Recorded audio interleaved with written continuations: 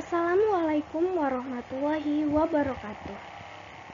Perkenalkan, saya Rizka Amalia Nurjana dari kelas 3D4 Elektronika A dengan NRP 21206000023. Dari topik yang saya dapat untuk perkuliahan K3, saya mendapat topik bengkel. Dan di sini saya akan berfokus pada bengkel elektrik yang erat kaitannya dengan prodi kita.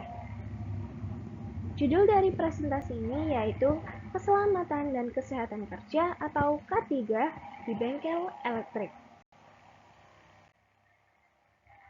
Landasan utama K3 di Indonesia tertuang pada Undang-Undang Nomor 1 Tahun 1970 tentang keselamatan kerja. Undang-undang ini menjelaskan tentang tanggung jawab pengusaha, pekerja, dan pemerintah dalam mewujudkan lingkungan kerja yang aman dan sehat. Bengkel elektrik sendiri adalah lingkungan kerja yang berpotensi bahaya bagi karyawan yang bekerja di sana. Oleh karena itu, penerapan K3 ini sangat penting dalam menjaga kesejahteraan dan keamanan para pekerja. Berikut adalah beberapa bahaya yang dapat kita temukan di bengkel elektrik. Yang pertama, bahaya listrik tegangan tinggi. Kontak langsung dengan kabel yang beraliran listrik atau bertegangan tinggi yang tidak terisolasi dengan baik dapat menyebabkan kejutan listrik. Dampaknya bisa berupa luka bakar, kerusakan jaringan saraf, serangan jantung, dan cedera serius lainnya. Yang kedua, bahaya bahan mudah meledak.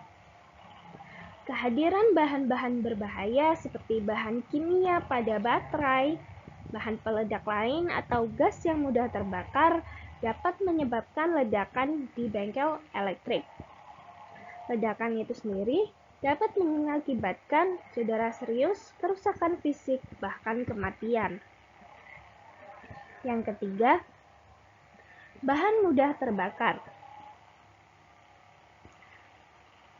Di bengkel elektrik, kabel listrik yang rusak, korsleting arus, dan peralatan yang terlalu panas dapat menyebabkan kebakaran di bengkel elektrik. Dampaknya dapat berupa cedera akibat luka bakar, keracunan asap, dan kerugian materi.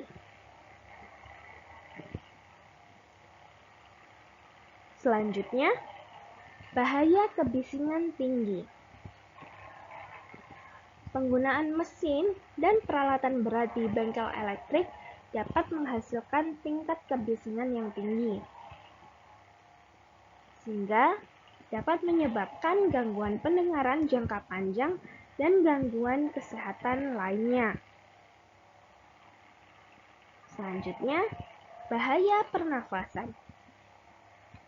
Proses pengelasan, pemotongan logam, dan penggunaan bahan kimia tertentu di bengkel elektrik dapat menghasilkan asap dan debu berbahaya.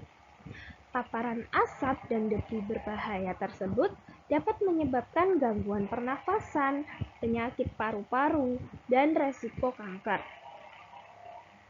Yang terakhir, dan tidak kalah penting, yaitu bahaya ergonomi. Aktivitas yang melibatkan pengangkatan beban berat, postur yang tidak ergonomis, gerakan berulang, dan penggunaan peralatan yang tidak ergonomis dapat menyebabkan cedera. Dampaknya termasuk nyeri punggung, gangguan persendian, dan masalah kesehatan terkait ergonomi lainnya. Evaluasi dampak bahaya ini terhadap K3 perlu ditingkatkan, yaitu APD diharapkan dapat mengurangi resiko bahaya yang sudah kita sebutkan sebelumnya. diambil dari Safety School. Terdapat 7 APD yang digunakan oleh teknisi listrik. Yang pertama, sarung tangan isolasi karet dan pelindung kulit untuk melindungi tangan dan lengan.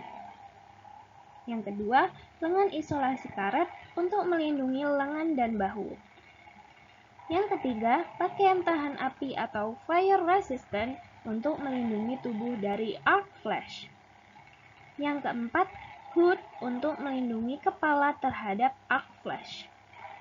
Selanjutnya, topi keras untuk melindungi kepala dari resiko tertabrak atau terjatuhi benda dari atas.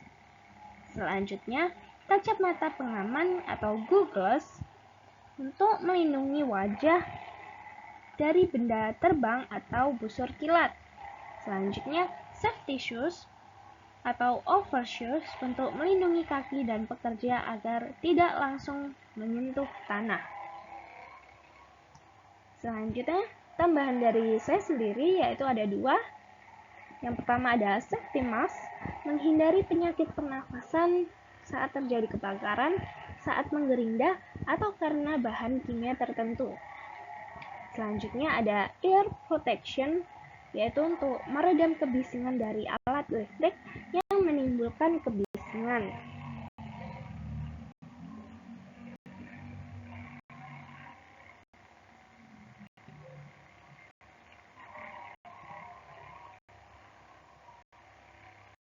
Beberapa aspek yang perlu dipertimbangkan dalam implementasi K3 di bengkel elektrik meliputi kebijakan dan prosedur, yaitu mengembangkan kebijakan dan prosedur K3 yang jelas dan efektif. Membuat pedoman tentang APD, pengelolaan bahan berbahaya, penanganan keadaan darurat, dan praktik kerja yang aman. Selanjutnya, identifikasi bahaya dan evaluasi resiko.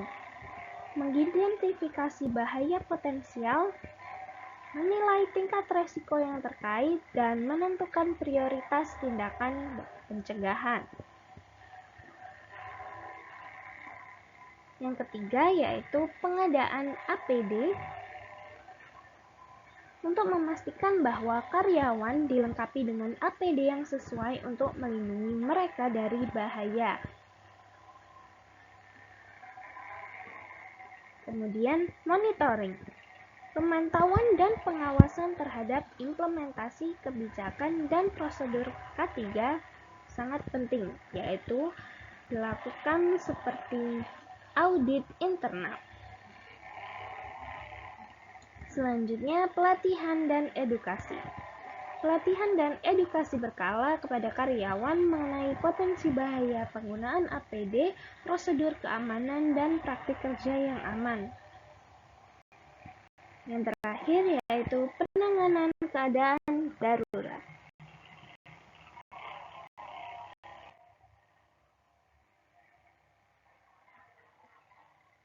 Beberapa dasar hukum dari yang telah saya jelaskan didapat dari hukum-hukum berikut. Yang pertama, Peraturan Menteri Tenaga Kerja dan Transmigrasi Nomor 4 Tahun 1980 tentang pemeliharaan kesehatan lingkungan kerja di tempat kerja. Yang kedua, Peraturan Menteri Tenaga Kerja dan Transmigrasi Nomor 5 Tahun 1986 tentang keselamatan kerja di tempat kerja. Yang ketiga, Peraturan Menteri Tenaga Kerja dan Transmigrasi Nomor 6 Tahun 2018 tentang keselamatan dan kesehatan kerja di tempat kerja instalasi kelistrikan.